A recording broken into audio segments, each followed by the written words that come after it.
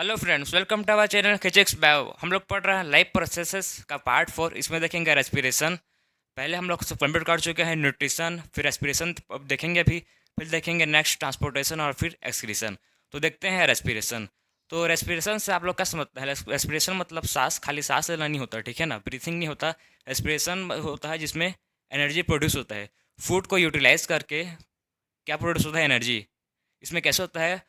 वो oxygen plus carbohydrate complex reaction करके carbon dioxide और प्लस वो एनर्जी रिलीज करते हैं। उस प्रोसेस को बोलते हैं रेस्पिरेशन। तो देखते हैं अब रेस्पिरेशन का definition. The process by which a living being utilise the food to get energy is called respiration. Respiration एक ऐसा प्रोसेस है जिसमें लिविंग बीइंग क्या करता है? फूड को यूटिलाइज करता है। क्या प्रोड्यूस करने के लिए? एनर्जी प्रोड्यूस करने के लिए इस प्रोसेस को बोलते हैं respiration. Respiration is an oxidation reaction. Respiration का ये ऑक्सीडेशन रिएक्शन है जिसमें क्या होगा? In which carbohydrate is oxidise to produce energy. Respiration एक ऑक्सीडेशन प्रोसेस है जिसमें कार्बोहाइड्रेट ऑक्सीडाइज हो जाता है, क्या प्रोड्यूस करने के लिए? एनर्जी प्रोड्यूस करने के लिए। Mitochondria is a site of respiration. Mitochondria में क्या होता है? रेस्पिरेशन होता है। क्या है mitochondria? A site of respiration, जहाँ पर रेस्पिरेशन होता है। Energy is stored in the form of ATP. Energy कहाँ स्टोर रहता है? माइटोकॉन्ड्रिया में एनर्जी किस फॉर्म में स्टोर रहता है? एटीपी के फॉर्म में स्टोर रहता है माइटोकॉन्ड्रिया में, ठीक। एटीपी क्या है? Adenosine triphosphate. ये कहाँ स्टोर रहता है? माइटोकॉन्ड्रिया में स्टोर रहता है। माइटोकॉन्ड्रिया को बोलते हैं पावर हाउस ऑफ सेल और energy currency of cell. ATP, ठीक, एडिनोसाइन ट्राइफॉस्फेट। अब देखते हैं नेक्स्ट, रेस्पिरेशन के कितने टाइप्स होते हैं। तो रेस्पिरेशन के मेनली दो टाइप्स होते हैं। पहला है एरोबिक रेस्पिरेशन एंड सेकंड है एनारोबिक रेस्पिरेशन। तो एरोबिक रेस्पिरेशन क्या होता है? जब ऑक्सीजन होता है, ठीक है ना, जब ऑक्सीजन रहेगा तो एरोबिक रेस्पिरेशन होगा। जब ऑक्सीजन एब्सेंस रहेगा, ऑक्सीजन मतलब प्रेजेंट नहीं रहेगा, एब्सेंट रहेगा, तो एनारोबिक रेस्पिरेशन होगा। तो सब देखते हैं डेफिनेशन अब इसका। Takes place in the presence of oxygen. Aerobic respiration कब होगा? जब ऑक्सीजन रहेगा, प्रेजेंस ऑफ ऑक्सीजन में, जब ऑक्सीजन प्रेजेंट रहेगा। Anaerobic respiration take place in absence of oxygen. जब ऑक्सीजन एब्सेंस मतलब ऑक्सीजन प्रेजेंट नहीं रहेगा तो क्या होगा? एनारोबिक रेस्पिरेशन होगा। अब ये कहाँ ऑकर करता है? Aerobic respiration occur in mitochondria. जो एरोबिक रेस्पिरेशन है वो कहाँ पर होता है? माइटोकॉन्ड्रिया में होता है। लेकिन जो एनारोबिक रेस्पिरेशन है वो कहाँ पर ऑकर होगा? It occur in cytoplasm. कहाँ ऑकर होता है? साइटोप्लाज्म में ऑकर होता है। And product are CO2 and H2O। CO2 मतलब कार्बन डाइऑक्साइड, H2O मतलब वाटर। जो एरोबिक रेस्पिरेशन है, जब एरोबिक रेस्पिरेशन का पूरा प्रोसेस कंप्लीट हो जाएगा तो क्या होगा? एंड प्रोडक्ट में क्या रिलीज होगा? Carbon dioxide CO2 plus H2O मतलब water. CO2 and water release होगा, एंड प्रोडक्ट है ये। प्रोसेस के लास्ट में रिलीज होता है उस चीज़ को बोलते हैं एंड प्रोडक्ट। अब एनारोबिक रेस्पिरेशन में क्या रिलीज होगा? End product are alcohol and lactic acid. जो एनारोबिक रेस्पिरेशन है उसमें एंड प्रोडक्ट क्या रहेगा? अल्कोहल रहेगा नहीं, और लैक्टिक एसिड रहेगा नहीं तो। More amount of energy is released. जो एरोबिक रेस्पिरेशन है उसमें more amount of energy release होगा, 38 ATP। और एनारोबिक रेस्पिरेशन में less amount of energy is release. इसमें कम एनर्जी रिलीज होगा in compare to aerobic respiration. कितना? 2 ATP, मतलब बहुत कम, मतलब 10 गुना, मतलब 20 गुना ज़्यादा हो रहा है किसमें? एरोबिक रेस्पिरेशन में। क्यों हो रहा है वैसी? क्योंकि इसमें ये प्रेजेंस ऑफ ऑक्सीजन हो रहा है। ऑक्सीजन है तो हो रहा है एरोबिक रेस्पिरेशन, लेकिन इसमें एनारोबिक रेस्पिरेशन में एब्सेंस ऑफ ऑक्सीजन, इसमें ऑक्सीजन नहीं है। जब ऑक्सीजन नहीं रहेगा तो मतलब कैसे एनर्जी यूटिलाइज हो पाएगा? इसमें ऑक्सीजन है, उसीलिए oxygen plus carbohydrate complex action करके एनर्जी और कार्बन डाइऑक्साइड रिलीज करते हैं। तो यही था ये मैकेनिज्म एरोबिक रेस्पिरेशन और एनारोबिक रेस्पिरेशन। अब देखते हैं gaseous exchange. Intake of oxygen from atmosphere and release carbon dioxide. हम लोग एटमोसफेयर से क्या इंटेक कर रहे हैं? ऑक्सीजन इंटेक करते हैं और क्या रिलीज करते हैं? Carbon dioxide. इसको बोलते हैं गैसियस एक्सचेंज। इसमें किसका एक्सचेंज हो रहा है? गैसेस का। अब second, cellular respiration. Break down of simple food in order to release energy. इसमें फूड का ब्रेक डाउन होता है, क्यों? एनर्जी रिलीज करने के लिए। कहाँ पर? सेल में। अब नेक्स्ट है ब्रेक डाउन ऑफ ग्लूकोज। अब ग्लूकोज का क्या होगा? ब्रेक डाउन होगा by the various pathway. Different pathway से अब ग्लूकोज का होगा ब्रेक डाउन होगा। यह है ग्लूकोज का फार्मूला C6H12O6। एक किसका फार्मूला है? ग्लूकोज का। ये एक क्या है? ग्लूकोज फूड है। जब ये ग्लूकोज सेल के साइटोप्लाज्म में जाता है, ग्लूकोज सेल के साइटोप्लाज्म में जाता है तो पायरुवेट प्लस एनर्जी में चेंज हो जाता है। समझे? जब ये ग्लूकोज सेल के साइटोप्लाज्म में एंटर करता है तो ये पायरुवेट प्लस एनर्जी में कन्वर्ट हो जाता है। यहाँ पर ग्लूकोज था 6 कार्बन मॉलिक्यूल्स, यहाँ पर ग्लूकोज था 6 कार्बन मॉलिक्यूल्स, लेकिन जब ये सेल के साइटोप्लाज्म में जाता है तो यहाँ बन जाता है 3 कार्बन मॉलिक्यूल्स, मतलब चेंज हो जाता है। ठीक है ना? ये 6 कार्बन मॉलिक्यूल्स था ग्लूकोज में, लेकिन साइटोप्लाज्म में जाके ये पायरुवेट प्लस एनर्जी बन के 3 कार्बन मॉलिक्यूल्स में चेंज हो जाता है। जब अब ये पायरुवेट प्लस एनर्जी, जब pyruvate presence of oxygen, oxygen जब रहेगा तो किस में चेंज होता है? Carbon dioxide plus water plus energy. ये कब होगा? जब ऑक्सीजन रहेगा, प्रेजेंस ऑफ ऑक्सीजन में होगा ये प्रोसेस। कहाँ पर होगा? माइटोकॉन्ड्रिया में होगा। CO2 मतलब कार्बन डाइऑक्साइड। अब लैक ऑफ ऑक्सीजन, ऑक्सीजन की जब कमी होगी तो क्या होगा? ये पायरुवेट किस में चेंज होगा? लैक्टिक एसिड में प्लस एनर्जी। एनर्जी देगा और लैक्टिक एसिड। कहाँ पर हो रहा है ये? In our muscle cells. आपको एक एग्जांपल बता रहा हूँ मसल सेल का। देखिए, जब कोई भी हम लोग हार्ड वर्किंग काम करते हैं जिसमें मसल्स का यूज़ हो रहा है, ठीक है ना, जिसमें हम लोग ब्रीथिंग बहुत ब्रीथिंग एक्सहेल इनहेल मतलब जल्दी जल्दी कर रहे हैं, तो उसमें क्या होता है? प्रॉपर ऑक्सीजन मतलब मसल तक नहीं पहुँच पाता है। जल्दी जल्दी हम लोग एक्सहेल इनहेल मतलब सांस लेते हैं। जब जैसे फॉर एग्जांपल रनिंग, पुशअप कर रहे हो कि रनिंग कोई भी मतलब हार्ड वर्किंग कर रहे हो जिसमें मसल का यूज़ हो रहा है, ठीक है ना, मसल का प्रॉपर यूज़ हो रहा है, तो उसमें क्या होता है? प्रॉपर जल्दी जल्दी ब्रीथिंग करते हो तो आपका ऑक्सीजन प्रॉपर मसल तक नहीं पहुंच पाता है। ऑक्सीजन प्रॉपर मसल तक नहीं पहुंच पाता, उसीलिए उसको बोलते हैं लैक ऑफ ऑक्सीजन। उससे क्या रिलीज होता है? Lactic acid. ये क्या करता है? क्रेम करता है, पेन करता है, पेन करता है, उसमें पेन होता है आपके मसल्स। पेन क्यों होता है? क्योंकि लैक्टिक एसिड रिलीज होता है। कहाँ पर हो रहा है? मसल सेल में। अब है एब्सेंस ऑफ ऑक्सीजन। जब ऑक्सीजन नहीं रहेगा, ठीक है ना, ऑक्सीजन नहीं रहेगा तो क्या होगा? पायरुवेट किस में चेंज होगा? Ethanol plus CO2 plus energy. CO2 carbon dioxide, ethanol carbon dioxide plus energy in east. ये ईस्ट का भी एग्जाम्पल, जब ये ईस्ट क्या करता है? ये ईस्ट सिंगल यूनिसेलुलर ऑर्गेनिज्म है, फंगस फैमिली का है ये ईस्ट। जब ईस्ट को हम लोग फ्रेगमेंट करते हैं, ईस्ट को हम लोग फ्रेगमेंट करते हैं तो इससे क्या होता है? कार्बन डाइऑक्साइड रिलीज होता है। तो इससे क्या होता है? आपका ब्रेड एंड केक इतना फ्लफी क्यों होता है? ईस्ट के चलते, क्योंकि उसमें मतलब ये ईस्ट क्या करता है? उसको सॉफ्ट करने देता है, फ्लफी कर देता है। उसे ब्रेड में देखेंगे आप, वो क्यों मतलब ऐसे नहीं करते हैं? क्योंकि कार्बन डाइऑक्साइड रिलीज होता है। तो ये था पूरा वो break down of glucose by various pathway. अब देखते हैं नेक्स्ट है respiration in human being. Human respiratory system, passage of air through respiratory system. इसमें एयर का पैसेज होगा कहाँ पर? रेस्पिरेटरी सिस्टम में। इसमें एयर का फ्लो होगा टू लंग्स। कैसे फ्लो होगा उसको देखेंगे। सबसे पहले एयर इंटेक कहाँ से होगा? नोस्ट्रिल। नोस्ट्रिल में हम लोग एयर को इंटेक करेंगे, फिर एयर कहाँ पहुँचेगा? Nasal passage. नेजल पैसेज में पहुँचने के बाद एयर पहुँचेगा नेजल कैविटी। यहाँ पर नेजल कैविटी है, एयर को क्या करता है? फाइन पार्टिकल्स एयर को फिल्टर करता है। ये नेजल कैविटी एयर को फिल्टर करता है, फाइन पार्टिकल्स को। फिर उसके बाद नेजल कैविटी के बाद एयर पहुँचेगा फेरेंक्स में। फिर कहाँ पहुँचेगा एयर? फेरेंक्स में। फेरेंक्स कहाँ पर का है? जब नेजल कैविटी, ठीक है ना, नेजल कैविटी और माउथ कैविटी दोनों का सेम जंक्शन को बोलते हैं फेरेंक्स। फिर पहुँचेगा फेरेंक्स बाद लैरेंक्स। लैरेंक्स में पहुँचेगा एयर। लैरेंक्स को बोलते हैं साउंड बॉक्स। लैरेंक्स को एक और नाम से बोलते हैं साउंड बॉक्स। फिर लैरेंक्स के बाद एयर पहुँचेगा सीधा ट्रेकिया में। कहाँ पहुँचेगा फिर? ट्रेकिया में।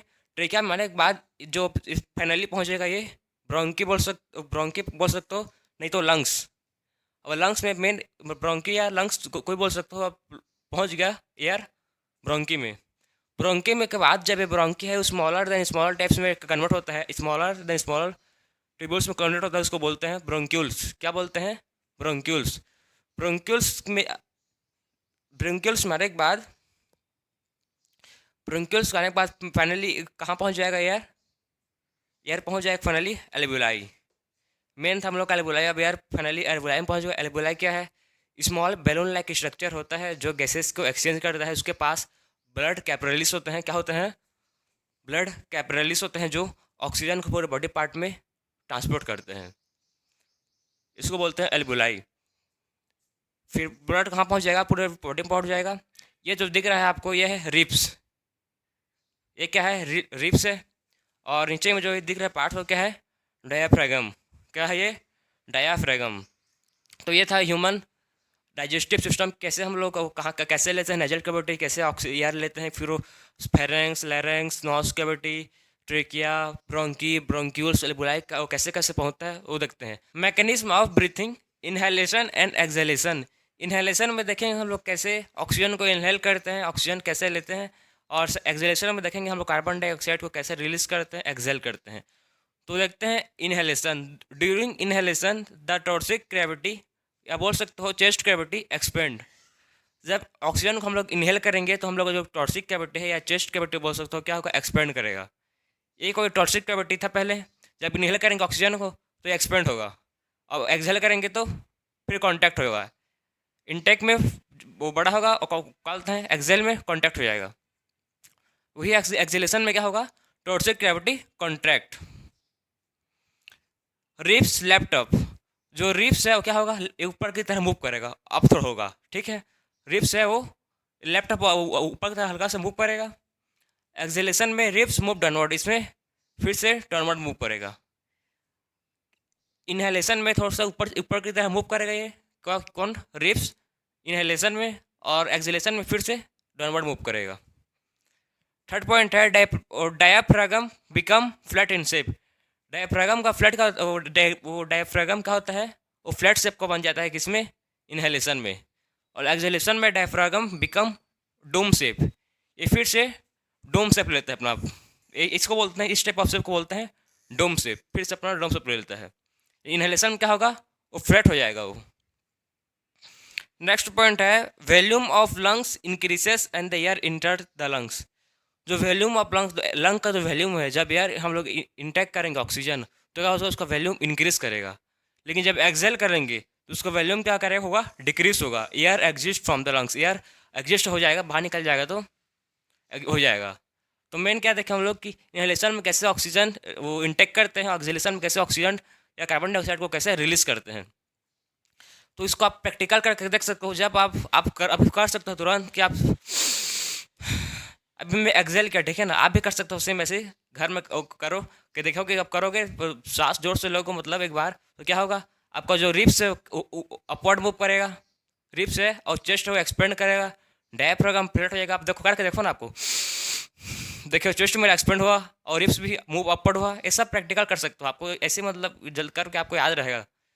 एग्जाम्स में ऐसे करके आप याद रखो कि हाँ ऐसे सुधा बोल कर लिख सकते हो आप।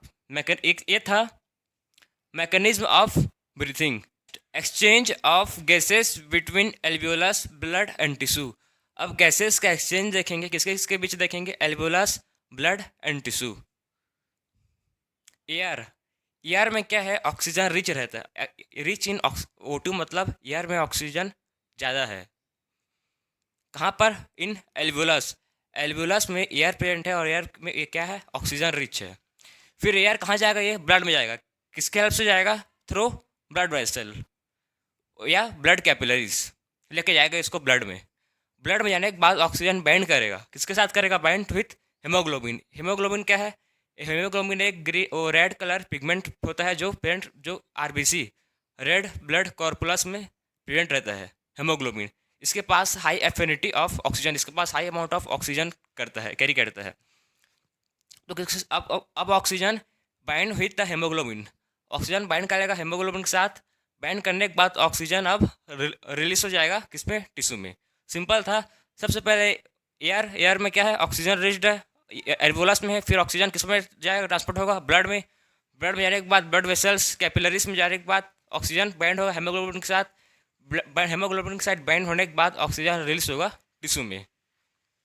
ये होता है कैसे, मतलब अब देखे, हम अभी देखे हैं कैसे ऑक्सीजन एयर का कैसे ट्रांसपोर्ट होता है एल्वियोलस से टिश्यू तक। अब देखते हैं कार्बन डाइऑक्साइड कैसे टिश्यू से नोस्ट्रिल से, नोज से बाहर कैसे निकलता है, कार्बन डाइऑक्साइड कैसे रिलीज होता है उसको देखेंगे। कार्बन डाइऑक्साइड फ्रॉम टिश्यू, अब कार्बन डाइऑक्साइड कहाँ है, टिश्यू से है। किस में रिलीज होगा, कार्बन डाइऑक्साइड रिलीज होगा ब्लड में। टिश्यू में कार्बन डाइऑक्साइड प्रेजेंट है, अब क्या कहाँ रिलीज होगा, वो रिलीज होगा इन ब्लड में रिलीज होगा। ब्लड में रिलीज होने के बाद वो कहाँ डिजॉल्व होगा, फिर वो डिजॉल्व होगा ब्लड के साथ। ऑक्सीजन पहले ब्लड में रिलीज होगा, रिलीज होने के बाद ब्लड में डिजॉल्व होगा। डिजॉल्व होने के बाद वो कहाँ जाएगा? ब्लड वेसल्स में जाएगा। ब्लड वेसल्स से हेल्प से वो ब्लड कैपिलरीज, कैपिलरीज को बोलते हैं ब्लड वेसल्स। ब्लड इन कहाँ पर? एल्बुलाई। डिजॉल्व होने के बाद ब्लड में कहाँ पहुँच गया? वो इन एल्बुलाई में पहुँच गया ब्लड वेसल के पास। अब ब्लड वेसल उसको कहाँ लेके जाएंगे? कार्बन डाइऑक्साइड कहाँ रिलीज होगा फिर? Release in alveolar sac. कहाँ पर? एल्वियोलर सैक में रिलीज होगा कौन? Carbon dioxide. अब कार्बन डाइऑक्साइड एल्वियोलर में सैक में रिलीज होने के बाद कहाँ जाएगा फिर?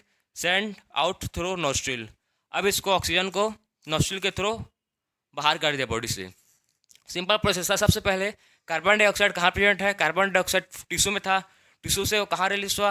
ब्लड में। ब्लड में आने के बाद वो कार्बन डाइऑक्साइड CO2 डिजॉल्व हो गया ब्लड से। डिजॉल्व होने के बाद ब्लड वेसल में गया, उसको कैपिलरीज एल्वियोलाई में पहुँच गया।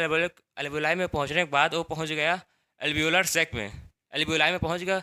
एल्वियोलाई पहुँचने के बाद वो कहाँ रिलीज हो जाएगा? नोस्ट्रिल के थ्रू हम लोग के बॉडी से रिलीज हो जाएगा कार्बन डाइऑक्साइड। तो हम लोग ने देख लिया कि कैसे ऑक्सीजन हम लोग इंटेक करते हैं, तो कैसे टिश्यू तक पहुंचता है। एक तरफ टिश्यू तक कैसे ऑक्सीजन पहुंचता है और नेक्स्ट स्टेप में कैसे कार्बन डाइऑक्साइड रिलीज होता है। Inhalation and exhalation. इसमें हम लोग इनहेलेशन कर रहे हैं किसका? ऑक्सीजन का। इसमें एक्सहेलेशन कर रहे हैं कार्बन डाइऑक्साइड का। कैसे कार्बन डाइऑक्साइड बॉडी से एक्सहेल होता है। हम लोग का one of the most disease है lungs cancer. Lungs cancer common disease है जो बहुत लोग होता है। क्यों होता है? स्मोकिंग के चलते। Smoking is injurious to health. हम लोग पता है तो भी बहुत लोग करते हैं स्मोकिंग। तो इससे क्या होता है? कैसे स्मोकिंग मतलब कैसे हम लोग का लंग्स कैंसर होता है, देख समझिए। स्मोकिंग में क्या होता है? स्मोकिंग में मतलब जो हम लोग का वो अपर रेस्पिरेटरी ट्रैक है, जो हम लोग का ह्यूमन बॉडी का डाइजेस्टिव सिस्टम का अपर रेस्पिरेटरी ट्रैक है, उसमें होता है सिलिया। सिलिया प्रेजेंट रहता है। सिलिया क्या करता है? वो किसी भी डस्ट या जम पार्टिकल्स को, हार्मफुल पार्टिकल्स को रिमूव करता है। क्या क्या बोला मैं? हम लोग के बॉडी में रेस्पिरेटरी ट्रैक में, अपर रेस्पिरेटरी ट्रैक में प्रेजेंट होता है सिलिया। सिलिया क्या करता है? वो किसी भी डस्ट, जम, हार्मफुल पार्टिकल्स को रिमूव करता है। जब कोई भी स्मोकिंग करता है तो वो सिलिया क्या होते हैं? सिलिया रिमूव हो जाते हैं। सिलिया प्रेजेंट नहीं रहते हैं, सिलिया मतलब रिमूव हो जाते हैं। हार्मफुल उतना मतलब खतरनाक रहता है स्मोकिंग। और फिर क्या होगा? फिर हम लोग जो भी इनहेल करेंगे तो क्या होगा? सब dust particles, germs, harmful particles सब लंग्स में पहुंच जाएंगे। उसीलिए होता है लंग्स कैंसर। उसीलिए सिलिया उसमें मतलब जब स्मोकिंग करने से सिलिया डिस्टर्ब हो जाता है, फिर हम लोग को सब वही जम्स, डस्ट पार्टिकल्स सब एंटर कर देते हैं लंग्स में, फिर लंग्स कैंसर होता है। यही तो मेन उसका फिनोमिना, कैसे लंग्स कैंसर होता है। तो हम लोग पता है smoking is dangerous to health है। तो अब देखते हैं terrestrial organism and aquatic organism. Terrestrial मतलब ऐसा ऑर्गेनिज्म जो जमीन में रहते हैं, लैंड में रहते हैं, हम लोग को बोलते हैं टेरेस्ट्रियल ऑर्गेनिज्म। जैसे कि हम लोग वो क्या है? Terrestrial organism. हम लोग ऑक्सीजन किससे लेते हैं? एटमॉस्फेयर से ऑक्सीजन लेते हैं। कैसे लेते हैं ऑक्सीजन? वो हम लोग पूरे देख लिए हैं कि कैसे ऑक्सीजन लेते हैं, किसके हेल्प से। लेकिन जो एक्वाटिक ऑर्गेनिज्म है, जो एक्वाटिक मतलब जो पानी में रहते हैं, उसको बोलते हैं एक्वाटिक ऑर्गेनिज्म। जो एक्वाटिक ऑर्गेनिज्म वो लोग कैसे ऑक्सीजन लेते हैं? उन लोग कैसे रहते हैं? पानी में मतलब वाटर में डिजॉल्व रहता है ऑक्सीजन। वाटर में क्या डिजॉल्व रहता है? ऑक्सीजन वाटर में डिजॉल्व रहता है। तो मतलब फॉर एग्जांपल फिश लोग कैसे करते हैं? माउथ से वाटर लेते हैं, फिर वो फिश के पास रहता है गिल्स, उन लोग के पास प्रेजेंट रहता है गिल्स में उन लोग जो ऑक्सीजन माउथ से लेते हैं उसको फिल्टर करते हैं ऑक्सीजन में। वाटर को ऑक्सीजन में फिल्टर करते हैं कहाँ? गिल्स में। इसके हेल्प से उसको ऑक्सीजन लेते हैं कौन? Aquatic organism. हर एक्वाटिक ऑर्गेनिज्म के पास क्या होता है? गिल्स होता है। वो गिल्स से ऑक्सीजन को फिल्टर करते हैं, वाटर से ऑक्सीजन को फिल्टर करते हैं। Used oxygen dissolve in water. अब देखते हैं रेस्पिरेशन इन प्लांट। अब प्लांट लोग कैसे गैसेस का एक्सचेंज, रेस्पिरेशन कैसे करते हैं? तो रेस्पिरेशन का प्रोसेस हम लोग पता है कि उसमें कार्बन डाइऑक्साइड और ऑक्सीजन की हेल्प से क्या बनता है? एनर्जी रिलीज होता है और वाटर, ये पता है हम लोग को। तो अब देखते हैं प्लांट लोग कैसे करता है। Stomata in leaves.